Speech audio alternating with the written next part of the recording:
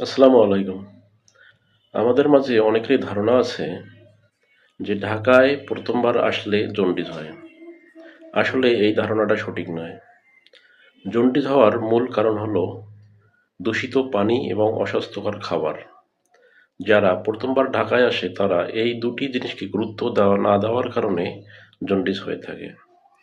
এবং একবার জন্ডিস হয়ে গেলে শরীরে ইমিউনিটি সিস্টেম তৈরি হয় এবং পরবর্তীতে আর জন্ডিস হয় না।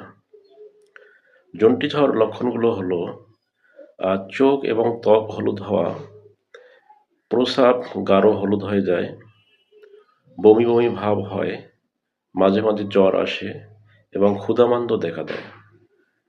এটা প্রতিরোধের উপায় হলো বিশুদ্ধ পানি পান করা, অস্বাস্থ্যকর খাবার এড়িয়ে চলা এবং খাওয়ার আগে অবশ্যই হাত ধৌত করা এবং হেপাটাইটিস বি এর টিকা নেওয়া।